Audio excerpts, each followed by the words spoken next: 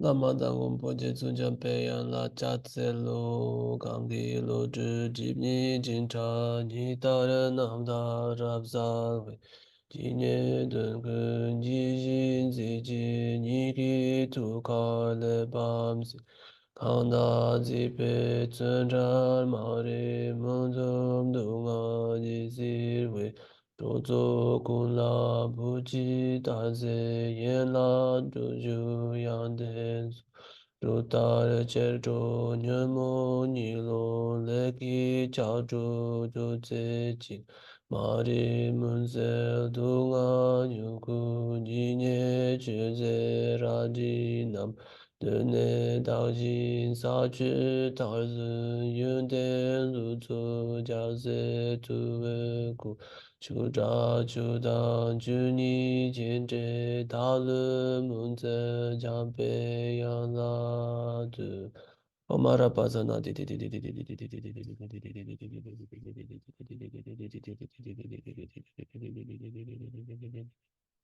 Omara Pazana Omara Pazana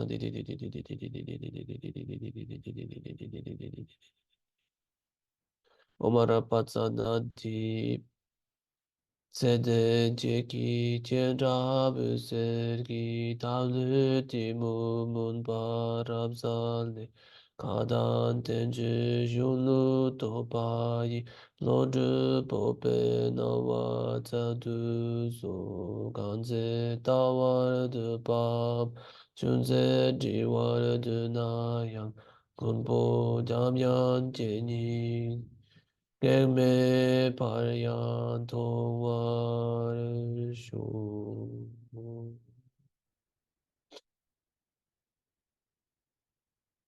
Welcome to our class today.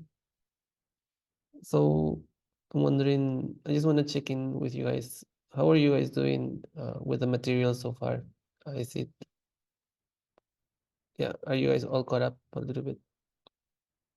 Yeah.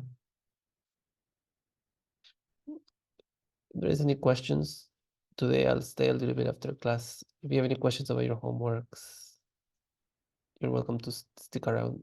Any particular cases, we can spend a little bit extra time. But if you guys are doing fine, then I am also doing fine.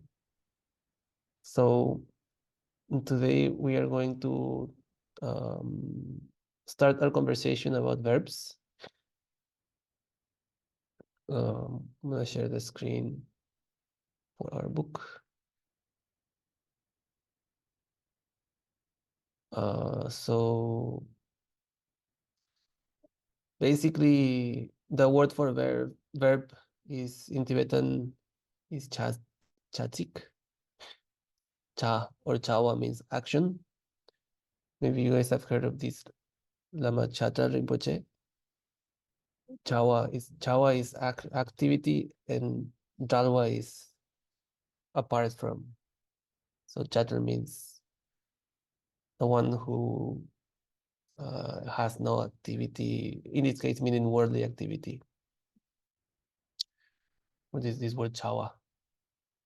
Tik is a word for word, or also it can also mean a verse, both a verse and a word have the same word. For example, the 7-9 prayer of Guru Rinpoche in Tibetan is called Dorje Tsikdun. Dorje is Dorje Vajra, Tsik Dun. This is the same Tsik. Dun is 7. So it's like the 7 Vajra lines, you can say. In that case, Tsik means line. That's why we translate it as the 7-line prayers. The 7-line prayer, I'm sorry. So yeah, basically the whatever is here bold in bold letters is what is important to know. The key when you look at a sentence in Tibetan, the first thing you want to look at is at the verb. I mean, I'm using the word sentence loosely because obviously, as we know, there are no sentences as in English because there are no periods. But the reason for this is that There's four kinds of verbs in Tibetan, and depending on what kind of verb it is, uh, the formula, so to say, or the structure of the sentence would be different. So that's why we want to first look at the verb. The verb will tell us what to look for in the sentence. Is the most important indicator. The verb will tell us which particles are more likely to be present. And the verb is always at the end of the sentence. Again, sentence, not exactly a sentence, but at the end of what we would in English normally would translate as a sentence, but don't expect that the verb will be exactly at the end of a verse, for example. Maybe there might be two verses and there is one verb at the end, or there might be one verse and there is two verbs there. I'm sorry, there might be two lines and one verb. You know what I mean? It doesn't always match the line structure. So when we think of a sentence, think of an idea, not necessarily of the lines of the text. If it's a verse text. If it's prose, then uh, yeah, then it can be anywhere, of course. So the verbs can never be omitted. There is only one exception, which we will cover today. But generally, the verb is always there. So the verb forms don't change based on the person. They only change based on time.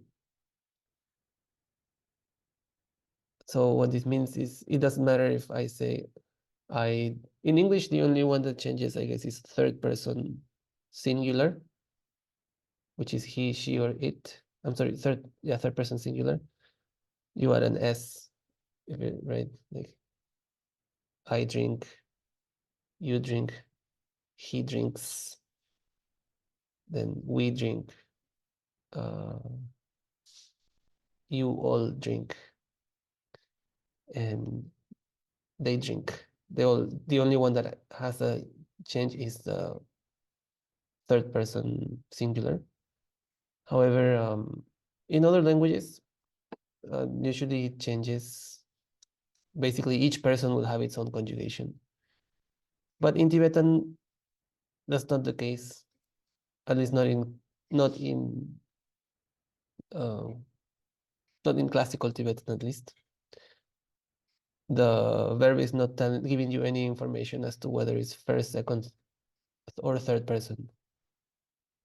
However, it uh, might give information about the tense, whether it's past, present, future, or imperative mood. So these are the four conjugations in Tibetan.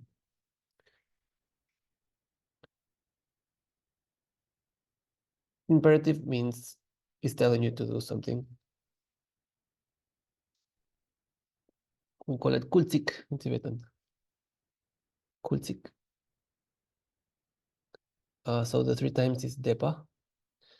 Depa is past. Tadawa is present. Maompa is future. Maompa is an interesting word because ong means to come. Ma is a negation. So it's like that which has not come yet is called the future. Maompa. So it has a nice sound to it. Has a nice ring to it. Maompa. If you're speaking Tibetan, you can say Maompa la. La is marking in. Maompa la. In the future. Dun, dun, dun, dun. So that being said, some verbs actually don't change in either of the tenses. Each verb will be different. So here are some examples just to get some idea of what's happening. For example, ne, gao, na, san, ne. This is the same ne as in jine, in shamatha. So ne actually is the same for all three tenses.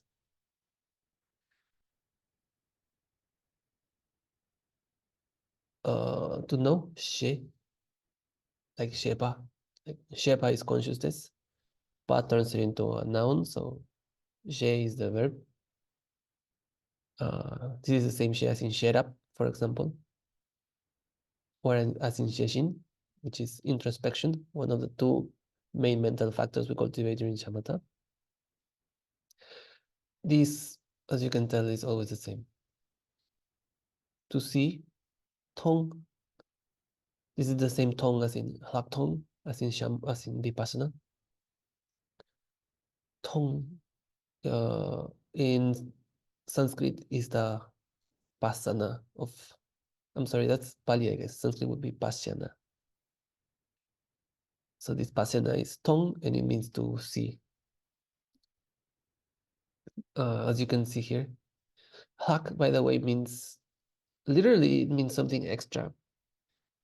Like for example, if I'm drinking I'm just drinking water actually, but say I drink all my water and then there is something a little bit at the bottom, we will call that hakma. Same as this first hak.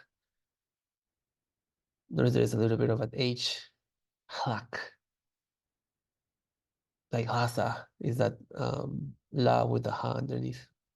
Hakma, haktong, haktong, haktong. And if your lama is kampa, he will say loktong. So hak is translated as superior seeing, but the literal translation should be more like a extra seeing. You're seeing more than what you saw before. That's the literal meaning of vipassana. Anyways, that's just a little bit extra information. Go means to understand. Hako, sometimes they say hako. Like go, hako song, the Lama will ask you, hako song, you understood? Then you say hako song, or you say hako ma song, I didn't understand. Go, to understand. In some contexts, it can also mean to hear, but generally it also has that connotation of understanding. Konchak, So, I'm yeah, sorry to interrupt you. Could you please pronounce once again to see? tong, tong, tong. Uh, Does that make sense? yeah, but I'm a little bit confused because the letter, Mm-hmm. right? We used to pronounce it as something like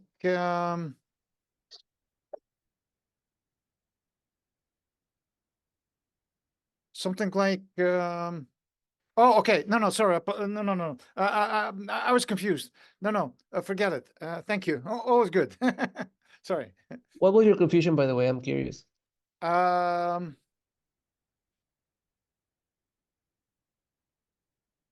No, no, no. I now understand that it's more like T. And initially, I didn't hear the T sound. Okay. Um. Yeah, yeah, yeah, yeah. But now I hear it. Yeah, Yeah. yeah. Thank you. Yeah, no problem. Tong, plak tong. So sometimes the verbs can have two tenses. And this is the example. As you can see, the present and the imperative are same, and then the past and the future are the same tense. Or it could be a different combination. Here you can see the present and the future are the same, and the past and the imperative are the same. So this is just to show you that um, you just never know what's gonna happen, basically. How how the verbs are in terms of time. So for that, in the beginning we have to rely on the dictionary, and eventually we get a hang of the most used verbs. Eventually, as we read and read and read, we get a hang of it. And of course, the lamas that have been born into the tradition, they know all the spellings of everything. They're like living computers. Sometimes I am doing a puja with my teacher, and he would stop the whole puja because he hires this lama who is a little bit lax. He he brings all these pechas full of spelling mistakes, and lama stops the puja, and he's like, "Whoa, spelling mistake." It's amazing for me because we're reading so fast, you know.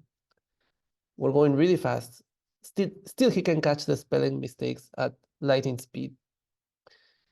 I'm always um, I'm always really amazed. And he knows all the spellings off the top of his head. I just ask anything, he's like, yes, da da da da. You know, I'm like, okay. It's beyond my. So as crazy as this seems, some llamas just know everything. It seems like it's really quite remarkable and humbling, of course. So I have a again, quick three. question. Yes. Um, the verb on the top of the two tense chart, to produce. Hmm. I see that there are two different form or two different spellings, but would they be pronounced the same? Yes. Yes, they would. And it would be Because ke, que, yes, ke. que. Because this the root letter is this ka, and the ka being in the first column is already high pitched. So whether even if there is a prefix or a superscript, it cannot affect the tone because it's already high. If it's already high, it cannot go any higher, basically. Yeah. I was thinking, I think it's really what Claire did is smart, you know. She learned reading for some time, and once she had more like her reading down, she came and like she can focus on the meaning. It's difficult to juggle two things if we're just learning how to read, you know. That So was an accident because I just dropped the studies for a while and came back to it. it was a good accident in a way. In a way, it was good. Of course, we can do both things at the same time, but I feel for learning is really useful to compartmentalize. So in your own personal time, practice time, focus on only one thing. Focus just on reading. Let your brain focus on that thing. Then another times focus just on the grammar. Another times focus just on another aspect. Since there's already a pause, not to interrupt you again, Mhm. I would like to squeeze in another question. Now you're going through those tables of one, two, three, four task form verbs. Do you have a feel for the frequency? What are the most common key? I mean, whether the most abundant Mhm. most frequently used verbs are four or three or two, Mm, I or it's hard wouldn't. to say. Yeah, it's hard to Hard to say. say. Okay, It's hard to okay, fair say. enough. Fair enough. At least I cannot. Maybe like, like this, like I said, these old school lamas who have everything memorized might have a better answer. But personally, I cannot. So it's not like some of these are so rare that it doesn't make sense. So yeah, Mhm. actually, looking at the meaning of those verbs, I could easily um, conclude that all of these paradigms should be useful. So Yeah, I mean, it's not like some of these cases are so rare that it doesn't make sense to discuss them. Yeah, all yeah, of these verbs are relatively basic verbs. yeah. Yeah. They're all common. Exactly, exactly. So yeah, if I mean, if you ask me off the top of my head, I would say I cannot. I wouldn't be able to give an answer because like as you can see, all these seem like normal common words, you know. Yeah, so essentially this is the answer. Yeah, thank Yeah. you. Yeah. And occasionally we will find like really obscure verbs in the texts because this is classical Tibetan, and on the one hand it's amazing that we're still using the same grammar invented, I don't know, 1300 years ago. Imagine nowadays in English we cannot even read Shakespeare sometimes, or Yeah. just English of a couple of hundred years is already unreadable, you know? That's the beauty of Sanskrit and Tibetan, that they Yeah, were somehow frozen yeah, at some exactly. point. Exactly. Like the grammar, the classical grammar. Yeah, we changed the pronunciation a little bit. That's why there's all these weird pronunciation rules, but in essence, the grammar is the same, you know. It's quite, I mean, I don't know. What about Chinese, Zand? Good question. I'm curious too. Yeah. Chinese is so much more difficult, millions of times more difficult than Tibetan. I Because can imagine. the individual words, when it is combined with other words, it can mean tons and depths of meaning. Wow. Just two letters and it can mean very deep. So especially the poems and things like that. That's why Chinese can translate Tibetan teaching much better than English. Mhm. They can capture the underlining meaning very well. The nuances. Yeah. Okay. So English has limited vocab. So that is Mhm. why when you compare the Chinese and the English translation, so much difference. Mhm.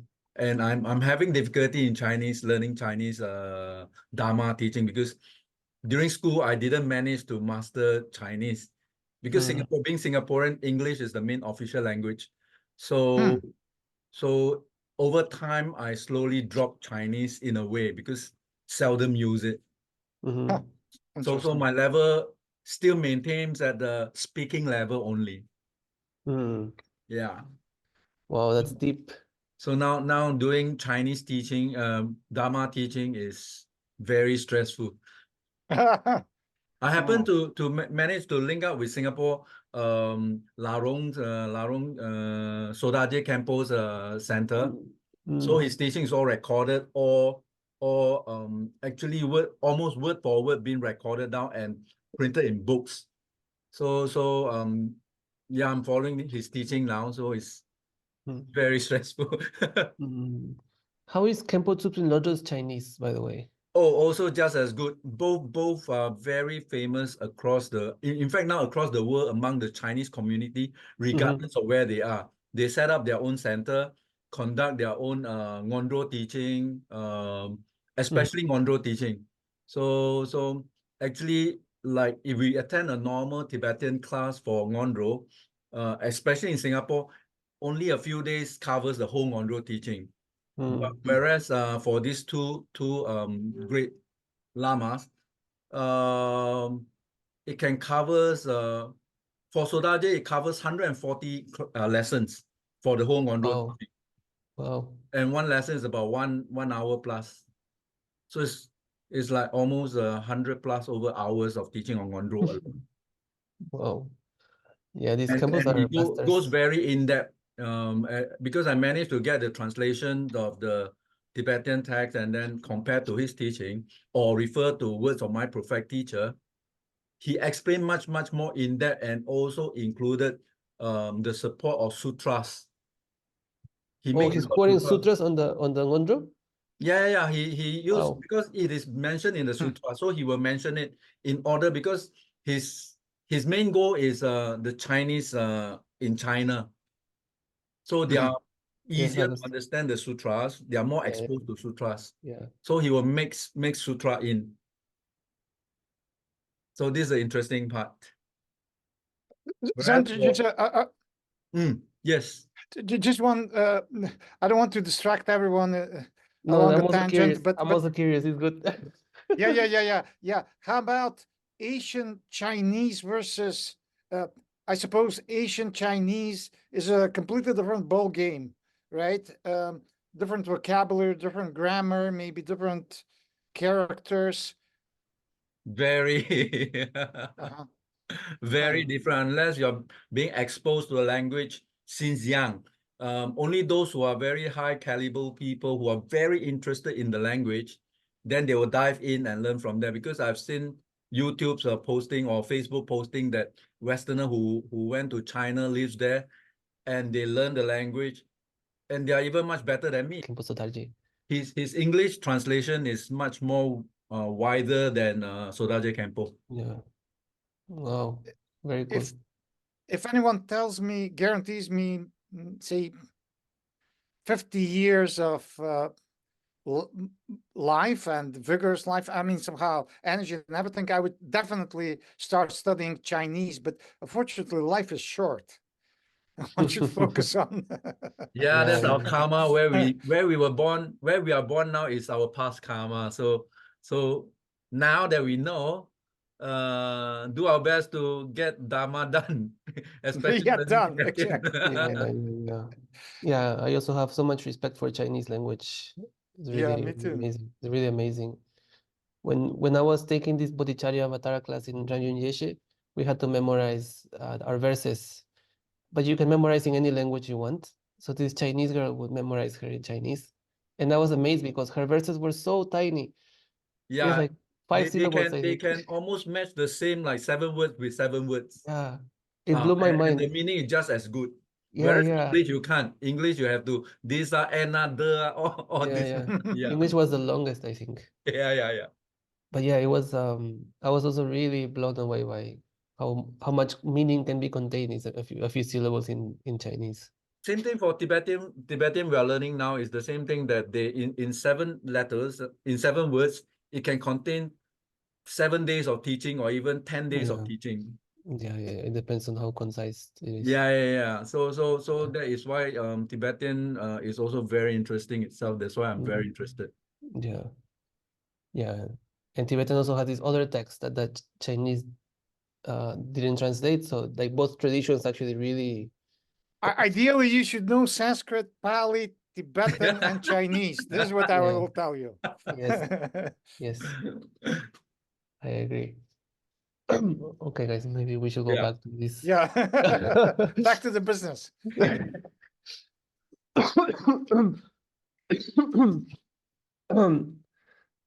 Okay, in essence, what's happening here, as you guys can see, you just don't know how many verb combinations each verb will have.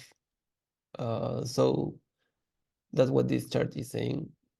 Example of a 3 tense verse.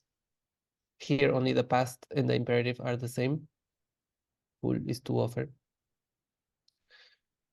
And then here, they're all 4 of them are different. This one, by the way, che, to do, this one is all over the place. Just so you guys know, this even without even trying, I memorized it because it's everywhere.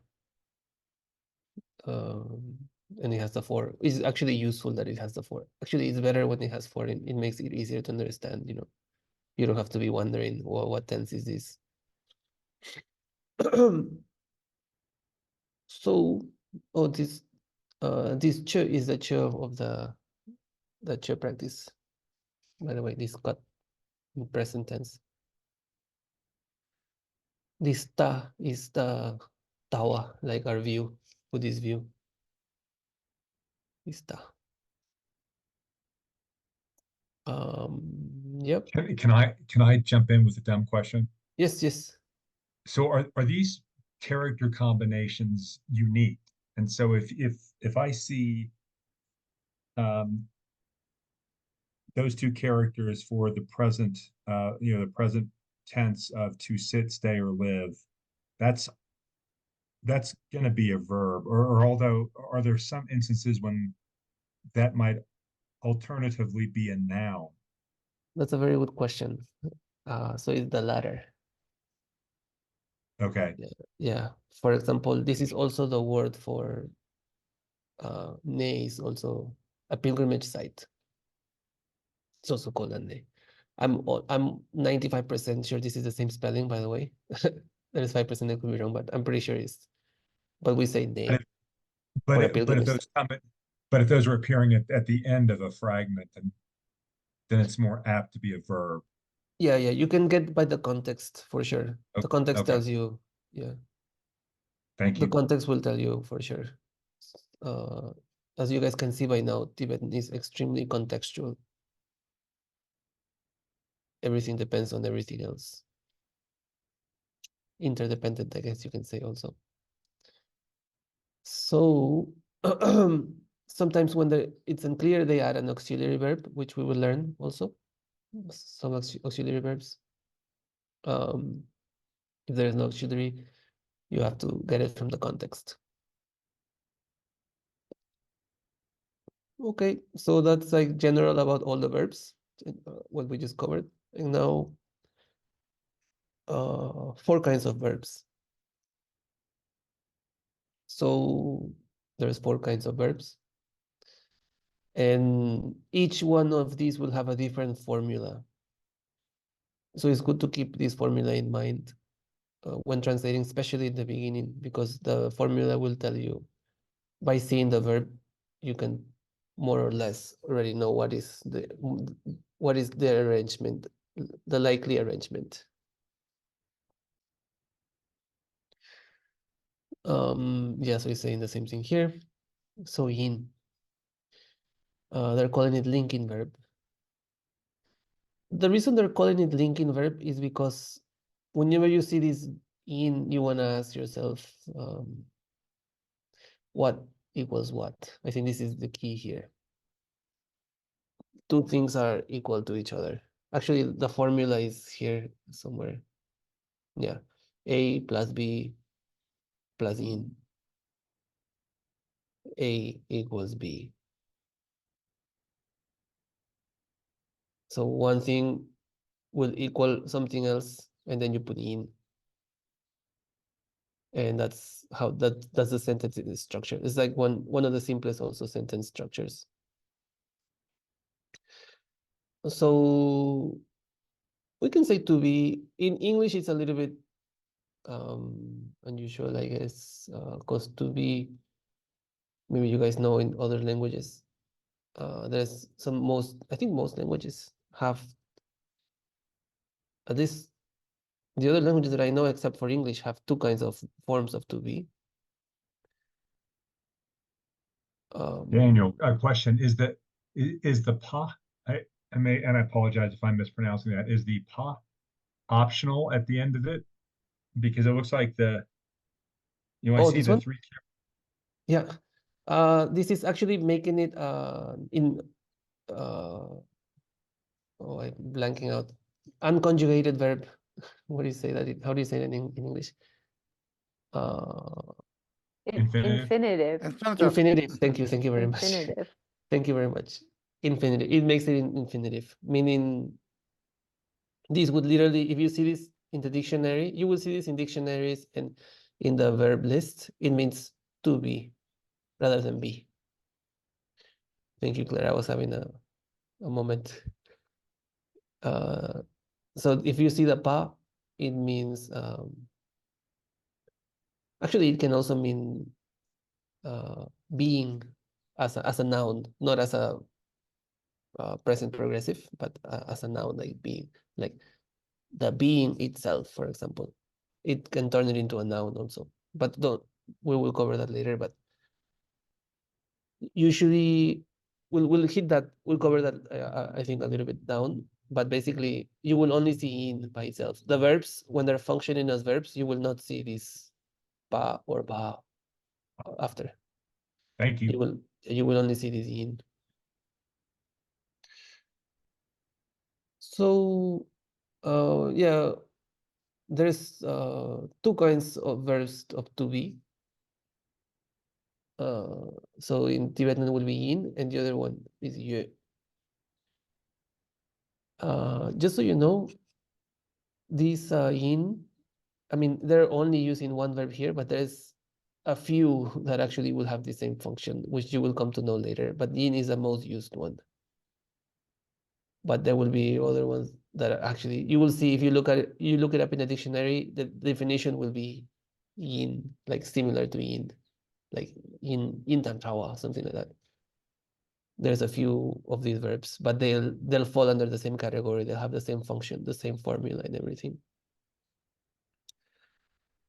So neither the subject nor the description are followed by any particle. Yeah, there are no particles here, basically, for yin. As you guys can see in the formula, there's no particle marking anything. Oh, you can have ni, but like we said before, ni doesn't really do anything anyways. So the yin formula has no particles. The other ones will start to see particles in the next chunk. Excuse me. So there's no particles, but ni sometimes can be used. So here's our example. Kong ni pepa in. Kong is him. Ni is marking the subject. Pepa is Tibetan. In he is. He is. So you can see the verb goes in the end. So Kong ni pepa in. He is Tibetan. We would translate it in English. He equals Tibetan, basically. That's how we should think.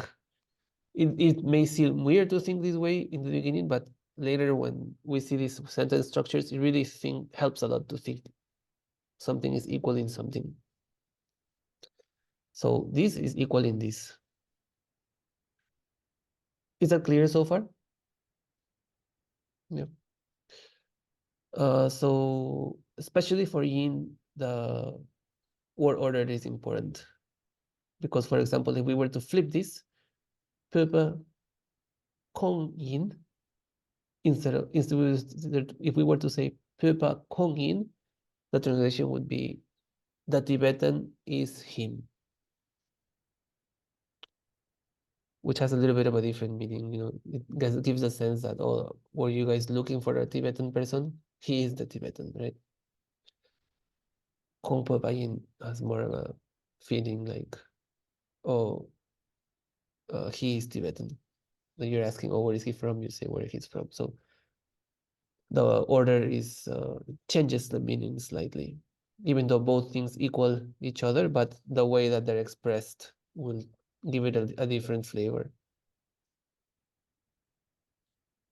The subject always comes before its predicate, its description, for yin especially. When there is no particles, the word order is more important.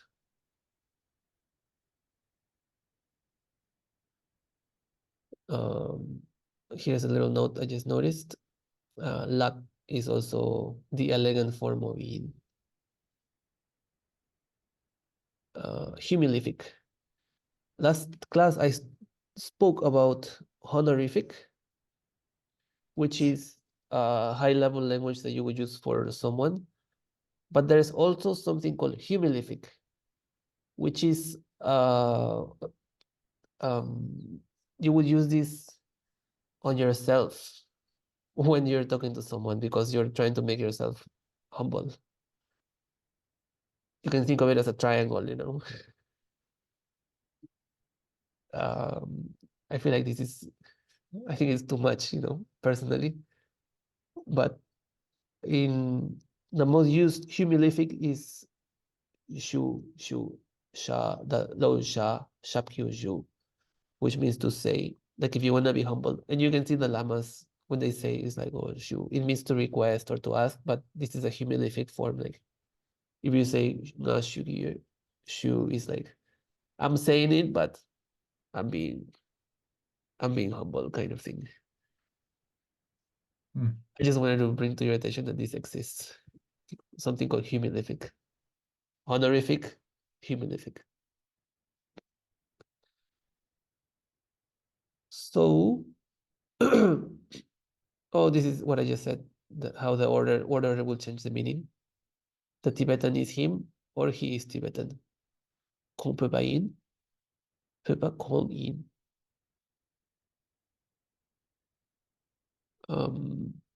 And this is the one thing to keep in mind here. The only verb that can be omitted is this one. Very big red flag here. If you're going through your text and there's no verb, it's in is the verb.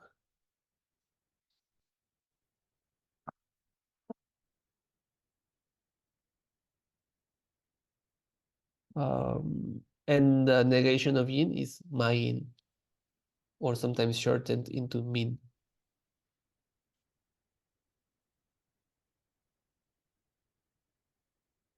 That's it for yin. Any questions about yin? The formula is pretty straightforward, I think. No, nothing too crazy. Let's do a couple of examples. Can you read this, Claire, for us? Gompa di katpo yin. So you guys can see this is one, let's call it A part, one chunk number 2, and the verb. The verb always goes in the end in Tibetan, so the monastery is white. I think it's pretty straightforward. Would you read this, Zant? Lama zampo de najo pa yin. So where would you break this, Zant? Where is the A and where is the B?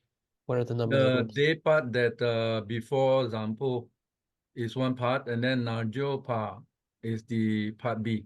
Yeah, And very yin good. is the Yeah, very excellent. Excellent. Yeah, so I think it's straightforward. Can you read this, Federico? Oh. Che.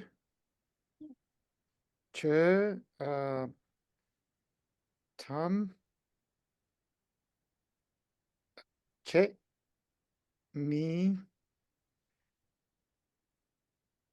Tang.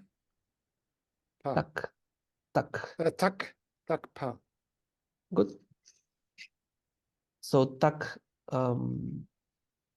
here, how would you break down this sentence? So yes.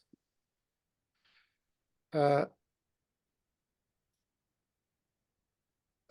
guess che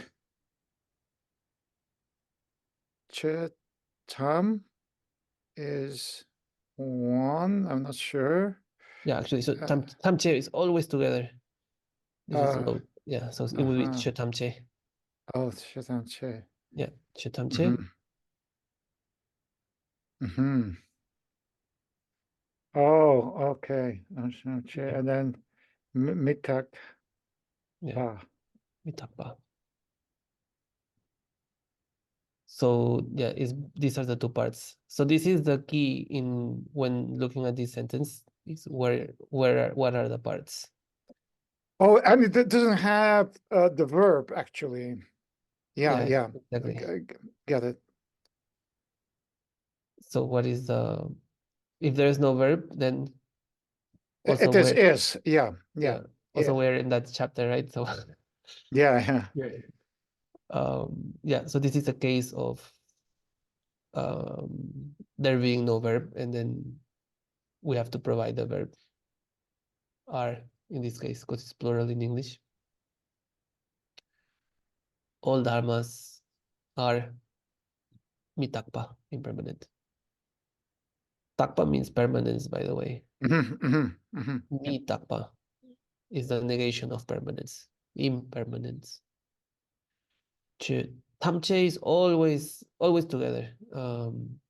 This is always it's so many prayers. Tamche.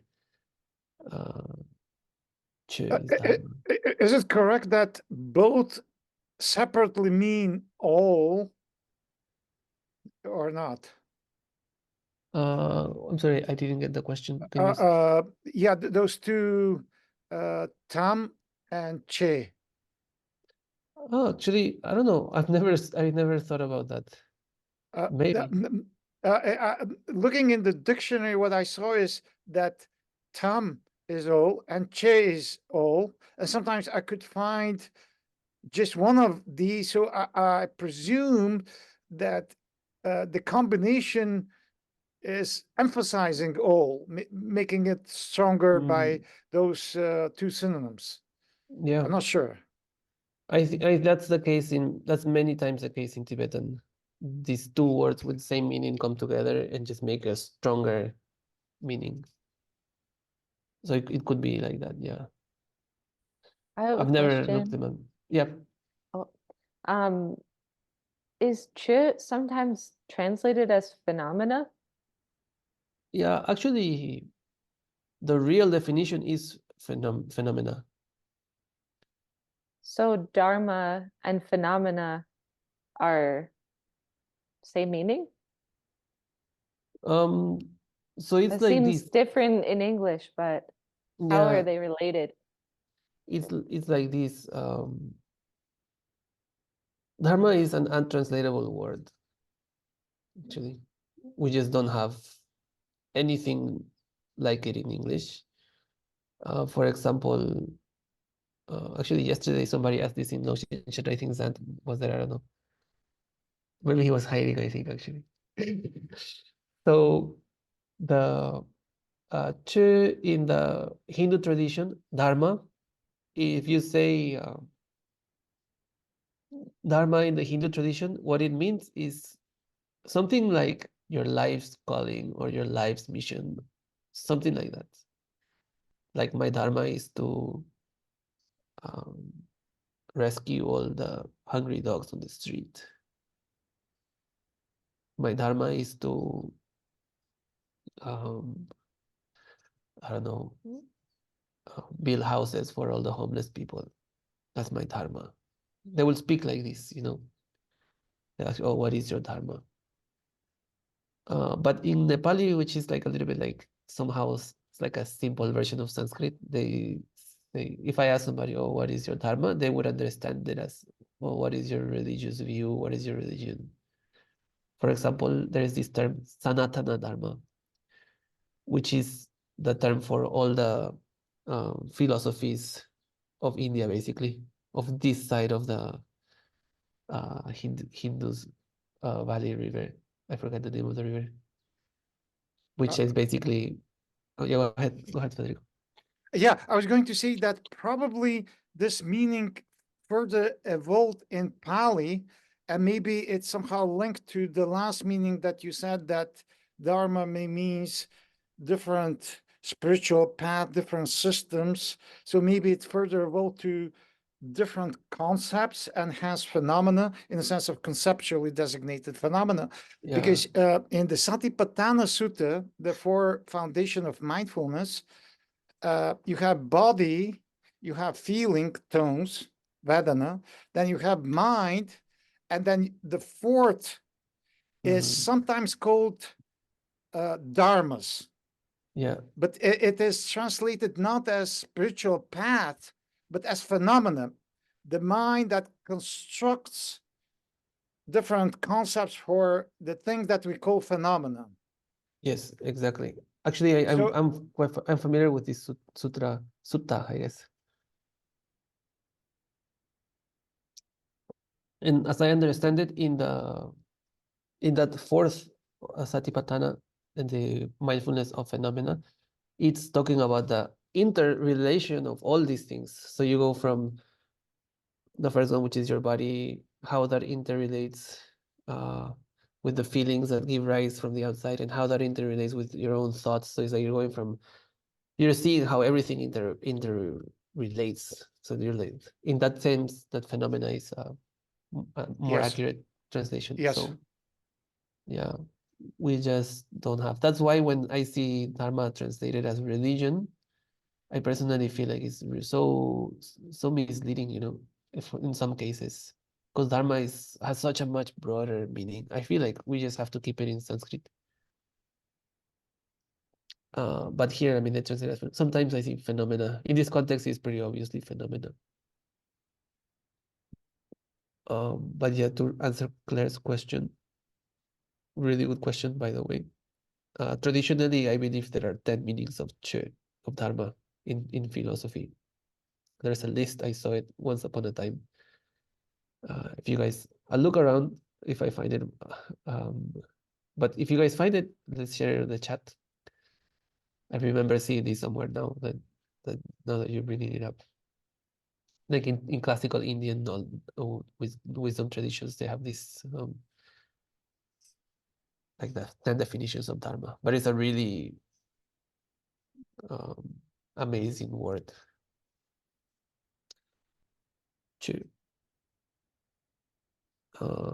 Yep. So I recommend going through these examples. As you guys can tell, the key here is to know where to break up the sentence. This is the most important thing to get the meaning of these things. And it becomes easy as the more you do it, as anything, of course. What else do we have here? Oh, this I gave at some point in time. I gave this to. Actually, it was a little commentary by Tempo Tsultin Lodge on the 4 seals that turn. I'm sorry, the 4 seals of Dharma. So, according to Longchenpa, this is what defines a Buddhist. If you hold this view, you're a Buddhist. It doesn't matter if no, actually there's 2 ways to be a Buddhist. One is to have taken refuge, then you're a Buddhist nominally. But if you hold this view of these 4 seals, Buddha said it himself in the sutra, I think in the Mahaparinirvana Sutra. This is how you distinguish Buddhism from non-Buddhism, whoever is holding these 4 views. So I highly recommend memorizing this. I recite this every day when I wake up. So it's cool, you know. I like it. And if you look, they're all missing the yin. So this is a lesson to never forget also that yin can be missing. So very cool. This is almost like I've seen this translated as axiom, like a geometry in geometry class. You guys know the axiom is like a rule that is always there. Something Chuck, like that. Yeah. May I make a very brief comment in Sure. I studied a bit the Theravada approach, and they say to these 3, the first 3, the 3 marks of existence. And so impermanence, dukkha, and selflessness. And the claim is that if you really penetrate at least 2 of them, you can get into stream entry. They call stream entry like the very initial level of awakening. Of arhatship, yeah. Yeah. Yeah, actually, it's the same. They're the same. In Mahayana, they say basically that these are the cause and the 4th is the result. But yeah, they're the same. Actually, in the Satipatthana, this is what you're analyzing everything. You're analyzing your body, the different aspects of body, the different aspects of Exactly, yeah. feeling in terms of this. Actually, in the Vipassana tradition of the Southern Buddhist schools, this is their main Vipassana Exactly. sword, you know? Yeah. Actually, this is a really cool, highly recommend memorizing. But in the Mahayana, they wouldn't say this line like this. They would say, well, they would say, Tujatam Chamita Pasa Chatam Chunam Tongshin Takmepa. They also add tong emptiness here. Interesting. Yeah. That's cool. Yeah, in the Mahayana, they throw in, because there's the 2 emptinesses, the emptiness of self and the emptiness of phenomena. So this is more like the Theravada, I guess. Yeah, that's a nice observation. Yeah, I will Yeah. pay close attention to, Yeah. try to translate it. Okay, our class is over. We covered we had some wonderful discussions. So it's been a pleasure seeing you guys. Yeah, I was going to say this the same. I always super enjoy the Yeah, classes. I have a hard time because I also want to talk about these things, but somehow I Yeah, yeah, have yeah, to. yeah, yeah, yeah, right. Somehow, Yeah, I have to yeah, I'm keep it on track. also always like, let's not distract people. Okay, guys, let's see. Let's do. I'll stop the recording.